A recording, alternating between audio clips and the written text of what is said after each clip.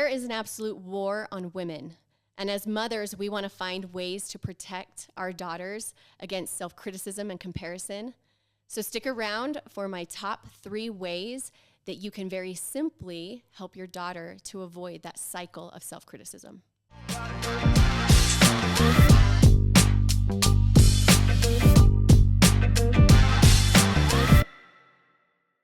Hey guys, welcome to the Something New Show. I'm Mindy Linscomb, your host, and here we're learning how to live a life worth celebrating. And today I have a special guest that literally flew in last night from Salt Lake City, Utah to be a guest on my show. And I'm so glad she did because we've had the funnest 12 hours together where I think every show we should have the same experience we had this morning. She's like, yeah, I work out. So this morning we woke up super early after staying up too late and we went to the gym together. What do you think, Traci, about that? My legs are still shaking. Yep. It was a hard leg day. We pushed each other and lots of high fives. Yes, lots of high fives. And so we went to the gym, got a good workout in. You got to see the chaos of my household leaving for school. And if anything, hopefully it made you feel more normal that my kids fight on the way to school too. Yep. But I'm so glad you're here. So Traci Peterson is visiting just to be on this show, you guys, and she has a pretty cool mission. I can't wait to get deeper into it, but let me tell you a little bit about her first. She is an international speaker, highly sought after trainer, board certified family nurse practitioner, founder and CEO of Elevate Wellness and Aesthetics. She is a mother-daughter. She founded the mother-daughter movement, grounded in connection and protection. She's a co-founder of the Butterfly Campaign and the #1 team builder in 50 countries with Amare. Is that how you say it? That's right. For outstanding leadership and long-term retention. With collective medical, wellness, and aesthetic industry experience for 15 plus years. Traci is eliminating self-criticism, yes, identifying people's divine gifts, and living a fulfilled life of purposeful achievement. She mentors high-achieving moms and their daughters to look inward and upward for validation. She's the expert in building true internal confidence, learning to lean on God while raising the next generation of leaders. She prides herself in mastering her roles as mother, wife, leader, and mom, and faith. She leads by example in all that she teaches, and today she joyously claims her greatest accomplishment of being a mother of her 3 active children. Emphasis on active. Active. They are very active, and we have the same ages, which is so funny. Do. We have the 6, 9, and 11. I just beat her with one more as a 14-year-old, but I think with all of your acumen and all of your history being in the beauty industry is so interesting that you would have the message you have. Right. Because it's almost countercultural to say, hey, I am all about beauty and in a way enhancing what we were given to be the best that it can be, but also kind of fighting the message but it really comes from within. Right. So I want you to tell the story of when you were 14 years old and what happened, because when you told me that in the car today, I was like, whoa, that's a moment. And like you said, a minute, what do you call those? I call them 1-minute moments. Well, first of all, describe what a 1-minute moment is. So a 1-minute moment is these moments, these 1-minute moments that we have with our children that sometimes I think as moms, we just can brush over, but they also can be some of the most pivotal moments in our lives as their moms, but also for our children. I think they look to us for those little shifts in that 1-degree shift, which is going to take you in a totally different trajectory. And so one of the most formative 1-minute moments that I've had as a mom, going back a little bit, was when my daughter Quinn was 9. And she said, this was just normal after school, hustle and bustle busyness. And she was sitting at the counter and she said, Mom, can we do woman lessons? And I was like, woman lessons? Sure. Like, what does that even mean? And she so thoughtfully said, Mindy, I want to learn how to do my makeup. I want to learn how to put together an outfit. And I want to learn how to cook. And I was like, that is so great. Like, all those things are so fun. But like my high performing nurse practitioner, entrepreneur brain was like, is this all that she thinks being a woman is? And then I started getting a little self-critical and I was like, is this all that I'm modeling for her? Is how I do my makeup, how I put together an outfit, and how I cook. And so I use this 1-minute moment to get a little bit introspective. And I'm like, what is the type of woman that I want her to grow up to be? And more importantly, what type of woman am I modeling for her to be? And I had a lot of stuff in my life together, right? Like I'm a high achiever. I've got multiple businesses and all of these things that I do. But I was like, what is it that I really want her to know? And it was that 1 minute moment that helped me to create these woman lessons, these 7 woman lessons to help her look inward and upward for her validation. Because I think so much of my life, I cared so much about what people thought of me. And I tried to look for my validation and for my worth in other things that were outside of myself. And I cared so much about people pleasing. Because when I was 14, this is the story that you brought up. When I was 14, it was I was always celebrated for my natural leadership abilities as a young child. And then when I was 14, I won student body president. And I remember walking up after school towards my group of friends. This is like the pinnacle when you're 14, you know? Yeah, you're very like, impressionable woo! age. Yeah. And you're like, yes, I won. This is so awesome, right? And I walk up to this group of girls. That are your friends. My friends, my besties. And they didn't see me walking up behind them. And I heard them saying, ugh, I didn't even vote for Traci. I don't even know why she won. Ugh, she's not even that great. And I was like devastated, obviously. And my heart just was broken. And then I went home and I was hoping to find some solace and, you know, some peace. Some support and comfort from that moment. Right. And I was like, why do these girls have a hard time with me? And I remember,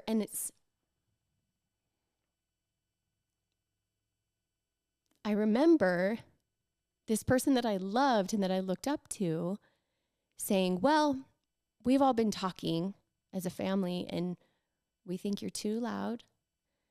You're too confident. There's a difference between cockiness and confidence, and you're being cocky. And, you know, sometimes you're too much and it makes people feel uncomfortable. And it literally took my breath away. I was so confused in that moment because I had these natural abilities and these natural gifts, but I thought it was then my job from there on out to make people around me feel comfortable. So I turned down that light and I turned down those gifts. And I think a lot of times, women in particular, we're told that, like, you're too loud or you're too much or you're too emotional, you're too something. I'm like, who even determines too what's ambitious? too? Too, whatever it might be. Yeah. You have too many dreams. Yes. Yeah. And so I for 20 years, I then turned down my light. Now, nobody really would know because I was still high achieving. I still, you know, went after all of these goals and things, but I think I did it motivated, trying to fill this hole and this void because I thought something was wrong with my gifts, these divine gifts that God gave me. And something that I learned, it took me 20 years to figure this out, is what if what is wrong with you is actually what is right with you? Like, what if there is so much purpose in the things that the world tells you is like wrong with you or too much of you? What if that's what's right about us? And that's what I've learned. But it took me 20 years of learning that. And so in this 1 minute moment with my daughter, I'm like, that's what I want to help her know. I want to help her discover her divine gift and then help her turn up that light, develop it, use it to glorify God, use it to serve other people, and help her to identify those people around her and keep her surrounded by people who see her divine gift. And encourage it instead of exactly squash it. Yeah, encourage it. And that's why I wanted to create this movement of mothers and daughters looking inward and upward, because our community counts. Our community and who we surround ourselves with counts so much. So I wish in that moment someone would have shared with me, don't change who you are to make other people feel comfortable. Just go find your people. And like you said in the car, you said you can still be kind, but I think this is really interesting about women friendship. Your point was so valid. You said you can be kind to everyone. And you should be. And you should be.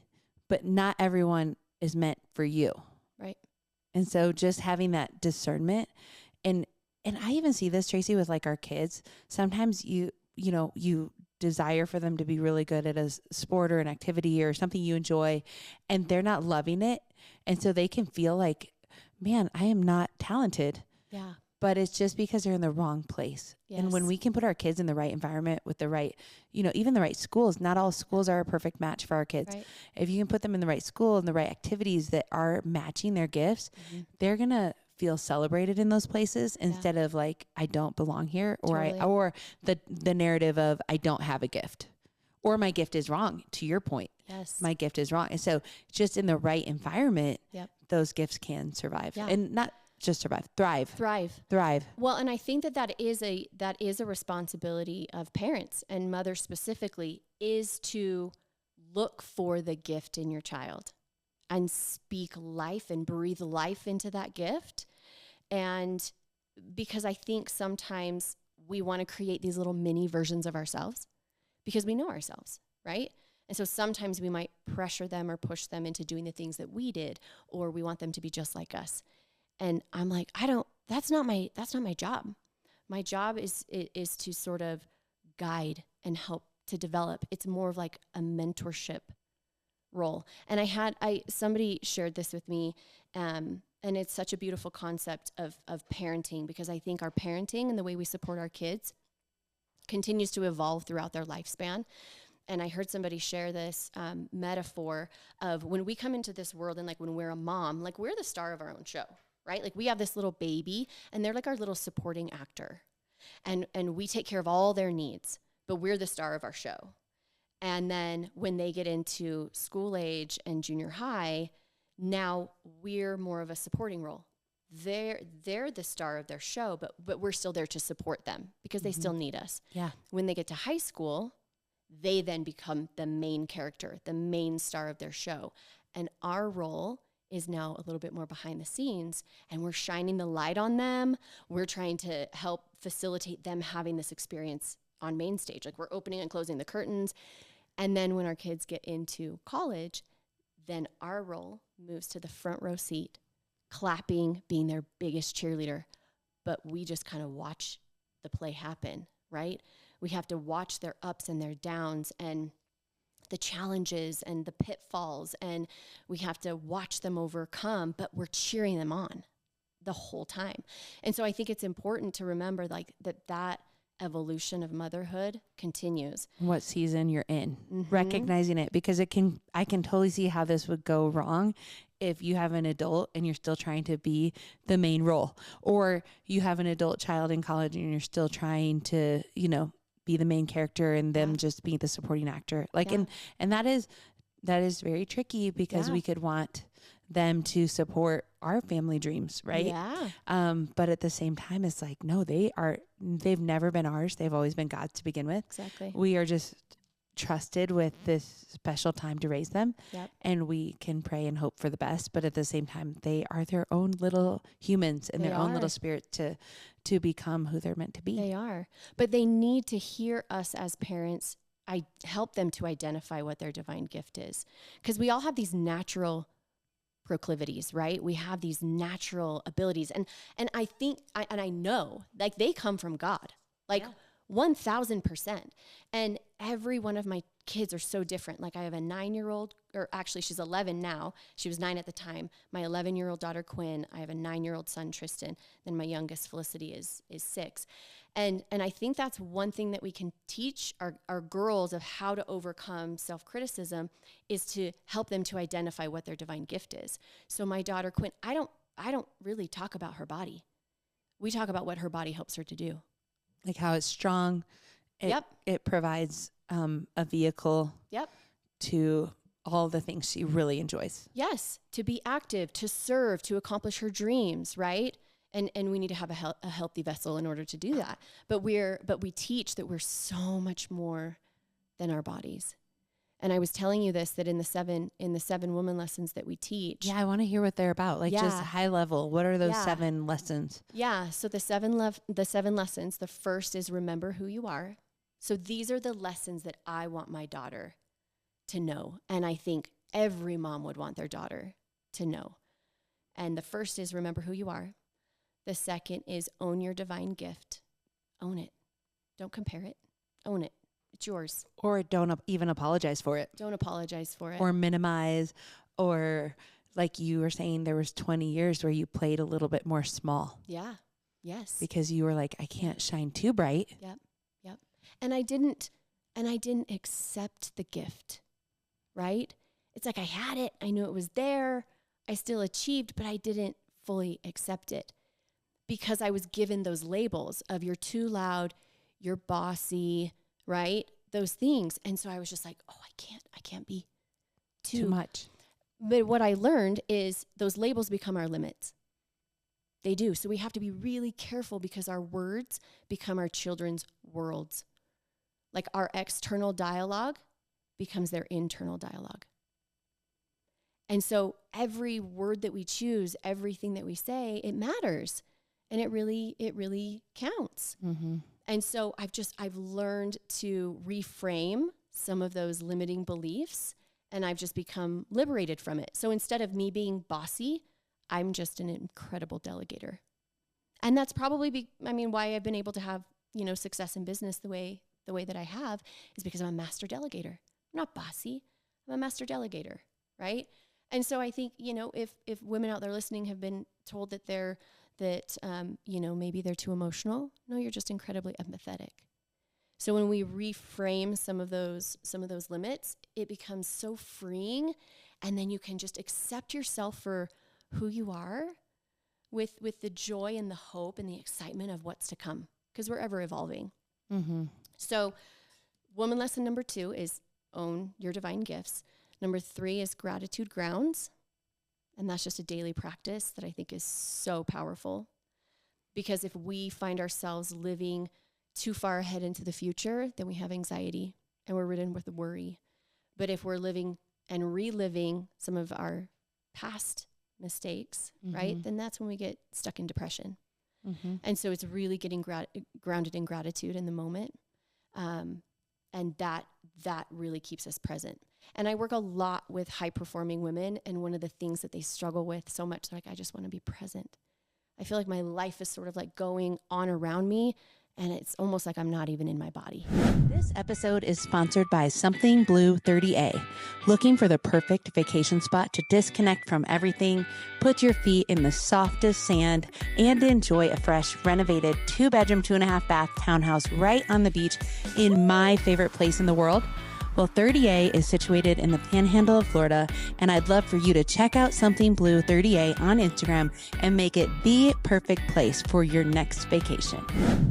I can see that, especially since the phones have entered into our universe. It's so much harder to be present because while you might be right here, you're getting a message over here. Mm-hmm. And you're thinking about the urgency of the other things pulling at you. Yes. And so we actually have this, I'm going to do a shout out for one of my friends. We have a friend from college that came out with a box. It's called an Aura box. Or how do you say it, Jordan? Yeah. Aura box. And his whole concept was when you get home, put your phone in this box. It's really cute too. Yeah. But the idea is like, that's how you'll actually stay present, is you won't be distracted by the messages. Yep. So whether it's this adorable aesthetic box or it's some other format, there are moments where if you really do want to be present, you have to put it away. That's a hard boundary. Like you have to set that hard boundary. You do. The beautiful part about technology and setting boundaries is, number 1, we're in charge. Yeah. And I think so many people are feeling that we're well trained to have that dopamine hit. Mm-hmm. Oh, it feels good to know like, oh, you were needed, or there was a update, or there was a notification. Yeah. It feels good. Yeah, absolutely. And the scary thing is that these devices are rewiring our children's brains. Mm-hmm. So they have a greater propensity for needing that dopamine hit. And so I think we're moving into a generation where we're going to start teaching and training and modeling healthy boundaries around devices. Because we have to. There's been no etiquette taught. There's been no, hey, this is best practice. Cause they just said, here's a free reign, here's everything. And the more apps you get, the more notifications, the more everything. So, we've had a lot of dialogue about this in our home, and there's kind of an understanding that our work day still goes until 5, even though the kids are home from school. Yeah. So we kind of know, hey, if mom needs to check something or whatever, that's understandable. But then we try by dinner time, that thing goes in the box and it's like, okay, now we're going to be present with the kids and looking at each other. And we even have permission, Jordan and I, to even look at each other and be like, hey, because my memories of, thinking when I got an iPhone or whatever, and I'm also simultaneously starting to have children. Yeah. I just don't want to have those moms think back to those early days with their newborn. Was I looking at that newborn's face or was I looking at the phone? Yep. And that's a really hard question, and it can be very vulnerable. Yeah. But I think it's really good to say, hey, what memory do I want to have? Do I want to have the memory of like seeing that face because it's going to change so quickly, or the phone? And you can also do some check-ins with your kids. Like, I remember when Brooklyn brought me a phone one time, she goes, oh, mommy, you left your phone in the other room. Like, and I had done it on purpose because I wanted to be present with her. But it was like almost like looking in the mirror. Like, she thinks I need to have my phone. So that was convicting because I was like, oh, she brought me my phone because she thought I needed to have it at all times. Yeah. And I was like, ooh, that's convicting. So it's just, I think having a real self-awareness to that being present isn't as hard if we can just have self-control over our devices. Yeah. Then it's like impossible to not be present. Right. We talked about being on an airplane last night and how you can write a book in 9 hours on an overnight flight because there's no distractions. Your brain is so present. So present. So I would say that would be a great segue comment to be like, hey, if you want to be present, just see how fast you can be present when you put away that device. Yep. And see how defensive you get when somebody calls you out on it too. Mm-hmm. Right? Yeah. And then that goes back to the self-awareness where if all of a sudden you get defensive, you're like, ooh, actually, they might have a point. They might have a point. We might have a problem. This is something that's fascinating. I think you'll really appreciate this. When I was recently, about a month ago, I was in the Czech Republic, and I was talking with a child psychologist there because I work with people in mental health, mental wellness, and natural modalities to help our mental wellness. And she said, I work with kids all the time that have depression and anxiety. And she said, do you know what we're noticing because of screens? She said, what we're noticing is children don't know how to dream. Because all they've ever done is when they're bored or when they're tired or when they're sad or whatever, we hand them a device. And so they don't get that downtime, that time to be still and to be bored or to be quiet. And so they don't use their imagination. Mm-hmm. So good. So can you think of having a generation without dreamers? Know how to dream? Yeah. It's like we need dreamers. We need dreamers who do. Yep. And I mean, that too, I was like, oh my gosh, that makes so much sense. We say to our kids often, they're like, I'm bored. We're like, and that's okay. It's okay to be bored. It's okay to be bored. And when they're in the car, they're like, oh, I want to watch a show, blah, blah, blah. I'm like, you can look out the window. I did for my whole life and it was fine. Yep. Now there are desperation moments where I'm like, okay, let's put the Bluey on and backseat to make it all peaceful. So I am not perfect in this, but as much as I can, I fight for those moments to exist in boredom and go outside, run around, use your imagination and play, because that screen time can really be harmful. Yeah, it really can be. Not even just like the psychological effects of screen time, but what they're being exposed to. Oh yeah. 100%. I mean, in my opinion, I feel like screens are handing, like if I hand my child my phone, I feel like I'm handing them a loaded gun. Anything that has access to the internet, I'm handing them a loaded gun. Mm-hmm. And that might make some people feel uncomfortable, but we've had run-ins with, I taught my children about pornography since they were 4 years old. And we say what it is. Yeah. We turn it off. We run and tell a trusted adult. And we've had a run-in on just free. So this is a There's a good book about this too. I just want to make sure I mention. It's called Good Picture, Bad Pictures, and there's a young version and an older version. So good. We've read it. We use it. We love it. But this is also sounding the alarm that I think sometimes as parents, because again, sometimes we find ourselves in a bind, and it is just so convenient and so easy to hand that phone over. And we had free games, like just free little kid games on our phone. Oh, but there's like advertisements and everything else. The ads are terrible. Terrible. Absolutely terrible. And we had a run-in, and my daughter was like, Mom, I saw pornography. And I'm like, inside, I was just like, and it just rips your heart out. You're like, oh my gosh. Like the innocence of my child is like taken and stolen, right? And we go like, 50 years down the road. But I was like, thank you. Like that was all internal. And I was like, thank you so much for telling me. That's so important that you came and told me. Mm-hmm. So there's not shame around it because it's not a matter of if, it's a matter of when. 100%. And if any parent thinks that their child is like not succumb to that, it's absolutely everywhere in our universe. It's on commercials on primetime TV. Yep. So it's talking about it. And like you said, you have to talk through the shame of that can naturally come. Yep. And making it a little bit more like, hey, that wasn't your fault. Yep. That you were playing an app and something came up. So let's talk through, how did that make you feel? Yeah. Do you have any feelings that you want to talk through? Are you uncomfortable? Yeah. How can I come along and support you? Totally. Do you have any questions? All of that. Yeah. Okay. But what I want to go back to your woman lessons. Yeah. Okay. Grounded and gratitude. Yep. So remember who you are, own your divine gifts. Gratitude grounds, be self more, not self less. So that's about setting healthy boundaries and what are your values? Because those values, and if you're honoring those values, they're going to be energy generators for you. So I have the moms and the daughters. This is the coolest activity that we do. We list out their top 3. Well, we have them do a big list of like 20 or whatever. What are the things that you love? What things like fill you up and make you feel so much joy? So mom does it, daughter does it. And then we say, now I want you to pick just 3 of those from that list that do it, that give you the most energy, that regenerate you and fill you back up. And then we provide an opportunity and we take them through a way that we can have communication. And we call it a values check-in. Mom, I need to do a values check-in. Because what if you have her, doing soccer because you played soccer and she hates soccer. And you thought she liked it. Yeah. But you never actually checked on it. And your little girl doesn't know how to bring it up to you. And my biggest thing with my kids is I just always want to have an open line of communication. Whether it goes to phones or what they saw on the internet or the activities that we're choosing to do, I want to make sure there's always a direct, open line of communication, that you can be unhappy with a situation and we can still talk through it, Mm-hmm.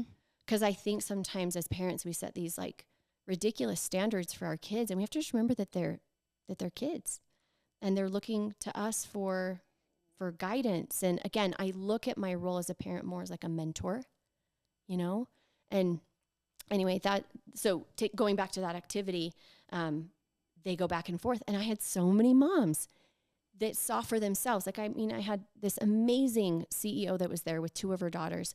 And she's like, I'm not balancing my values. I'm doing all of these things in my life. And the 3 things that I really love to do, I don't do. It was like an aha moment. An aha breakthrough moment. And she's like, that's why I feel overwhelmed. That's why I feel burnt out.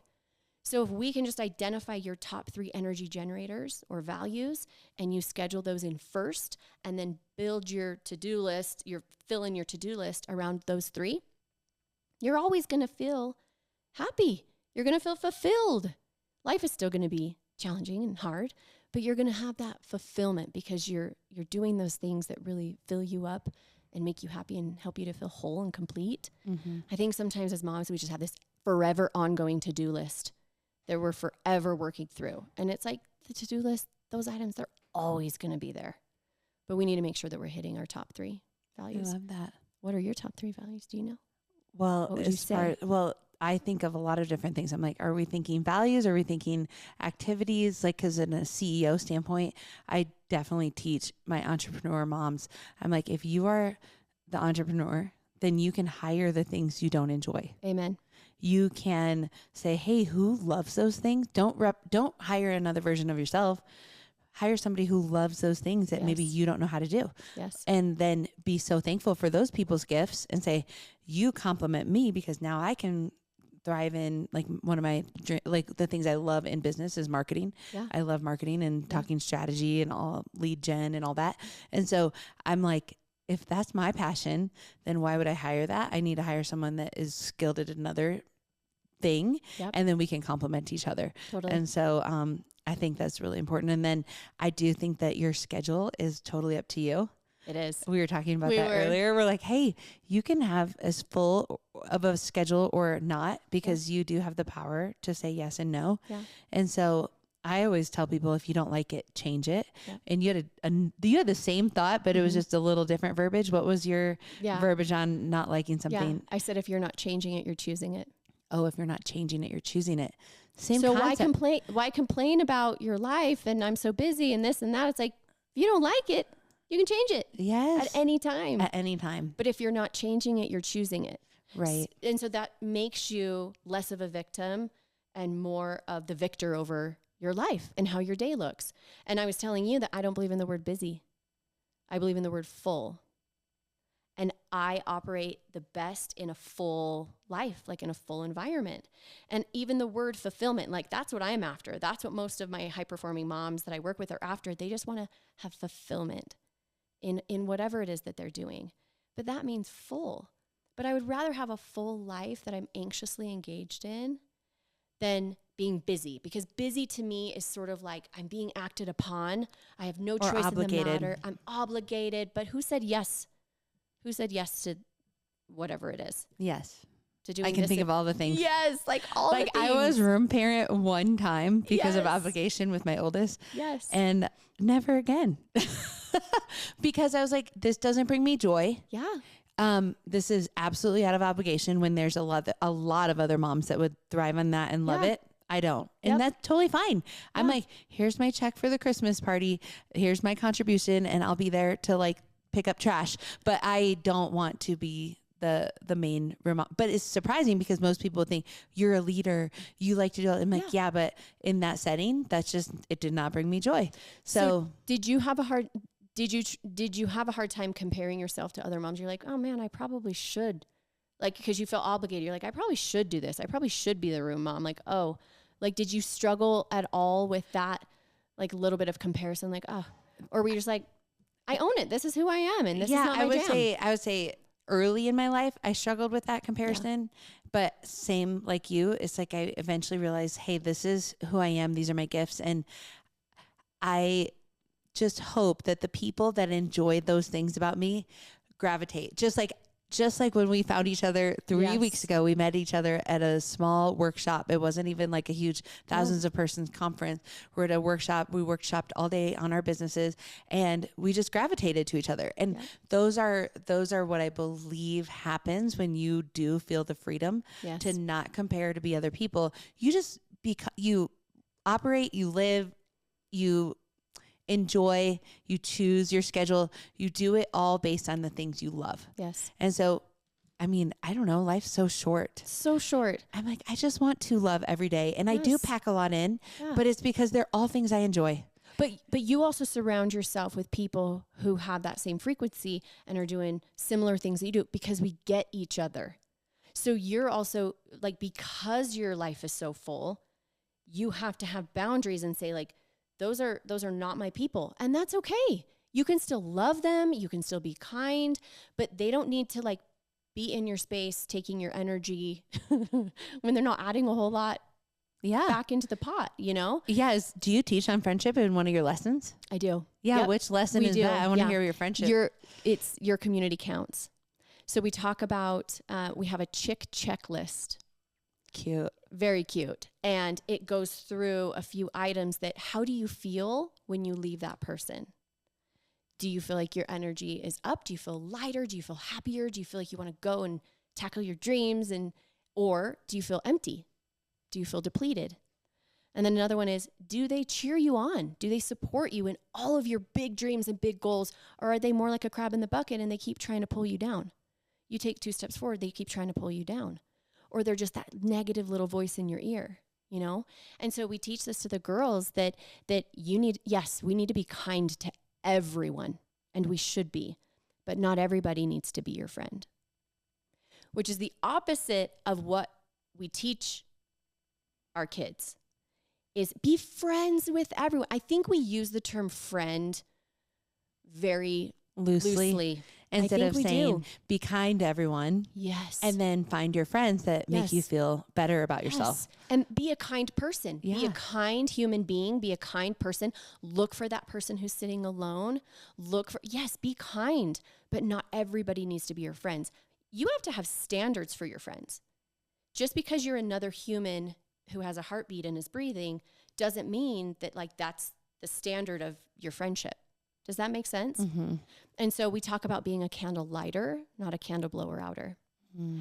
So it isn't just all about being on the receiving end. Like, what am I getting from you, Mindy? What can you give me? It's no, am I lighting your candle? Am I being what I need?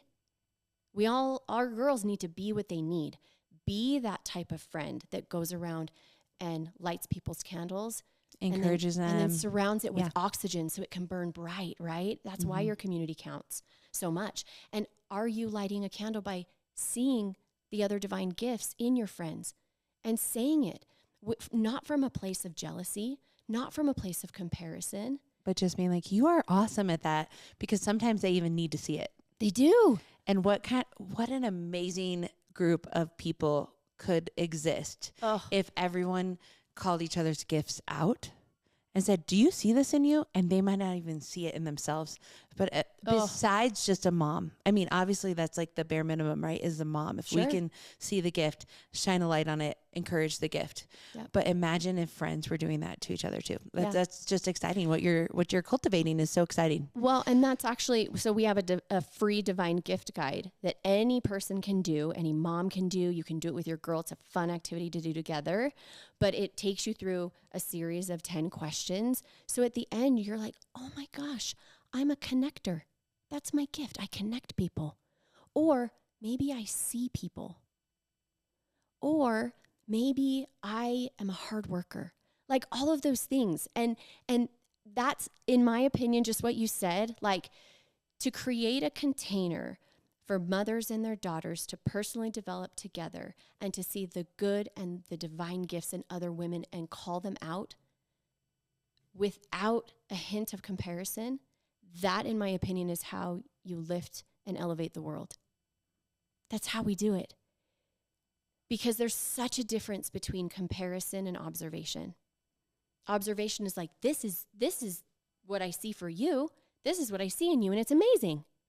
And it keeps it over here, external, outside of you. But comparison is when I see a gift in you and I internalize what that gift means for me and I personalize it. And I say, oh, Mindy is and this is true, Mindy has such an amazing way of being fully present with whoever she's talking to. She looks you in the eye. She makes you feel like you're the only person in the room. What a gift. That's like observation, right? Comparison would be saying, Mindy is so good at that. I don't even know how she does that. I don't do that. And I'm not even half as busy as Mindy is. Like she has so many businesses and she's so successful. She has one more kid than I do. And I don't have that gift. And I suck. This is the worst, you know? And it's a whole narrative that just goes down the tube there. It does. Yeah. And it's because I'm internalizing it and I'm personalizing it to make your gift mean something about me. Your gift means nothing about me. It means everything about you. And I should celebrate it, speak it and celebrate it. And so that's what this community does, is we get all of these women, these high-performing women and their daughters. And what a community. We did the coolest thing. We called it Angel Whispers at the end of one of our events, because we do mother-daughter date nights. And then we have a big mother-daughter weekend summit coming up. But at this event, we call it Angel Whispers. So we take them through like a little meditation where they go back to a time when they were the happiest, the most content in themselves, in their bodies, in their relationships. And most of the time it's between the ages of like 6, 7, or 8, it's usually like that first memory, like when you're a child, when you don't think of anybody's opinion of you. You're just like in your own skin. Totally comfortable. Totally present and comfortable. And then we have that when we take them back in this meditation, we have them talk to that little version of themselves and say, what is the one thing that you want to share with me? Or one thing you wish you would have learned earlier, what we wish, you would have been taught. And mine was, you are enough just the way you are. And we all have those little lessons and learnings that we wish we could have learned sooner.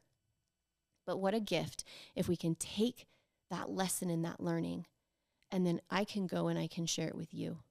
Or I can go and I can share it with somebody else's little girl to shorten that learning cycle. So it doesn't take 20 years. And so we had all the girls, each little girl between the ages of 9 and 12, go in the circle, surrounded by powerful women and powerful girls. And then we would go up and we would whisper in their ear, like, you are enough just the way you are. And then the next little girl would go. And then the next mom would go and whisper her lesson and learning into this little girl. I sat back and literally, like, my eyes filled up with tears. And I'm like, I am watching a generation change right before my eyes. Because we have women pouring light and love and learnings and knowledge, not just into each other, but into that next generation. It was the most moving experience, one of the most moving experiences that I've ever seen. And that's what we're doing. We're creating a culture of championing women and not competing against them, not comparing ourselves with them, but lifting each other up. It's so awesome. That's what it's about. Well, and I'm really excited for you because you're going to be launching your own podcast. I am. And so even if people can or can't come to one of your live events, just even listening to your podcast called Woman Lessons. How to be and raise a truly confident woman. I love it. And so that's going to be coming out. People can follow you on Instagram, right? To know when that's going to release. Yes, it's going to release June 8th at our event. So June our 8th. In-person event is June 7th and 8th, and the podcast launch is June 8th. Awesome. And people can find you on Instagram where, Traci? At Mother-Daughter Movement. That's the Mother-Daughter page. And then at T-Pete is my personal page. I love it. Okay, well, we're going to put that all in the description too for people that if they want to follow along and come link arms with this amazing cause. Yes. Totally needed in our female society. I'm so excited. And I just think it's so beautiful that you can use all of your experience, like I said, in celebrating beauty. And that's not wrong either, right? I mean, we wear makeup, we do get ourselves ready, try to be healthy in the vessel that God gave us, but that you're educating just that really powerful message of that's actually not what matters most though. Yep. So it's like you can strive to be fit and beautiful, but let's refocus on what matters more than anything. Yes. And that's all of the woman lessons. Yes. And your daughter is going to turn out just amazing. Oh, she already is amazing. She already is. I'm just saying, is. Imagine the lessons though that she thought she needed to learn compared to now. Oh yeah.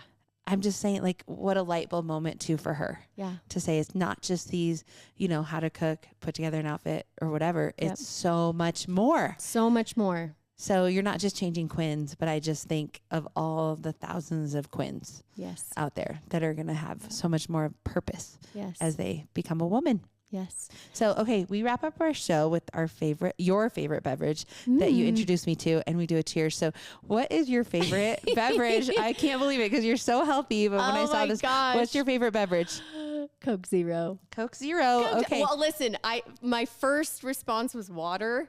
And Mindy was like, no, it can't be water. It needs to be something more fun. So we got the mini cans too, because I was like, they have to be the mini Coke Zeros. Okay, well, I'm going to drink. I don't drink soda, but I'm going to have a sip for you today. Just a sippy. A little sip. So cheers. Cheers. Thanks for being on the show today. Thank you, my friend. I love you.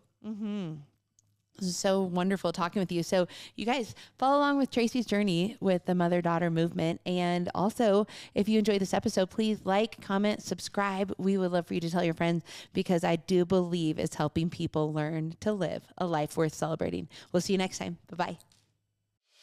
Thanks for listening. Be sure to subscribe to the show, rate, review, and share with a friend. Also, follow the Something New Show on Instagram and Facebook. If you want a fuller experience, watch the show on YouTube to help you create a life worth celebrating.